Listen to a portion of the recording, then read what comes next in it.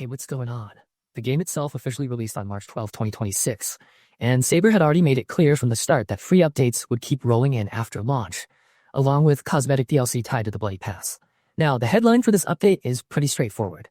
Version 1.04 is here, and it is focused on technical cleanup rather than new content. According to the published notes, Saber Interactive pushed out connectivity improvements across the board, which is a good sign because online stability is the kind of thing that can make or break a co-op shooter like this. On consoles, they also fixed an issue that could cause unstable FPS during the Demon Bait Papes mission. That is really the core of this patch, and honestly, for an early post-launch update, that makes sense.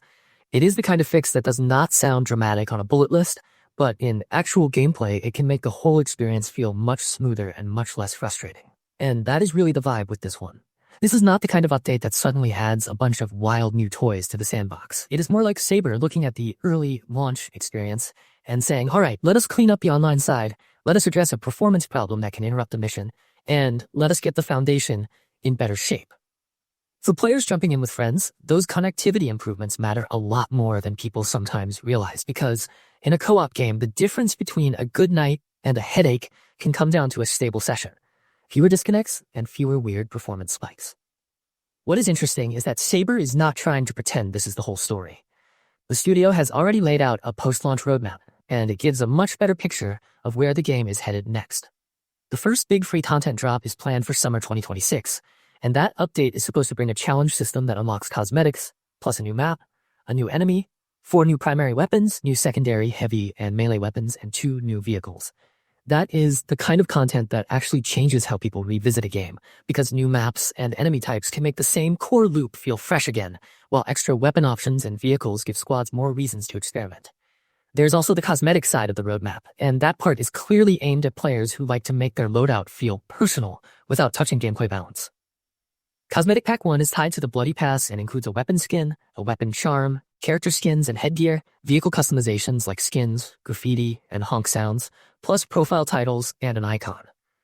Cosmetic Pack 2 is set up in a similar way later on, so if you're the kind of player who wants your squad to look ridiculous in the best possible way while mowing through the apocalypse, that part of the plan is definitely there.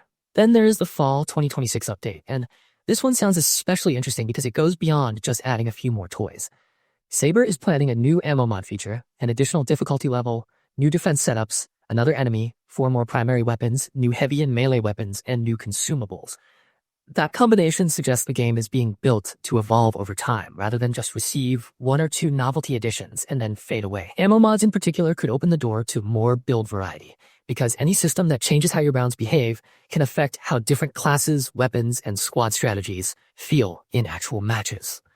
So when you look at the update and the roadmap together, the pattern becomes pretty clear. This first patch is not about spectacle.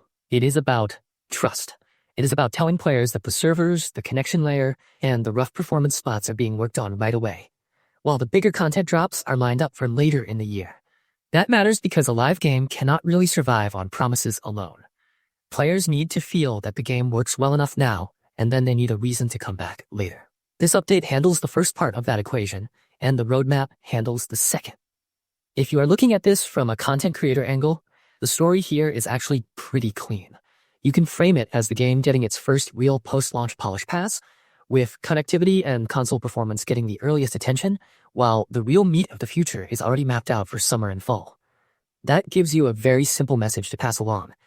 The game is not standing still, the developers are already investing in the experience, and the first wave of meaningful additions is on the way, even if this exact patch is mostly about smoothing things out. And honestly, that is probably the best way to read this update. It is not flashy, it is not packed with surprise features, and it is not trying to steal the spotlight from the roadmap. What it is doing is making sure the foundation is sturdier before the bigger drops arrive. For a co-op shooter built around teamwork, vehicles, hordes, and mission replayability, that is a sensible move.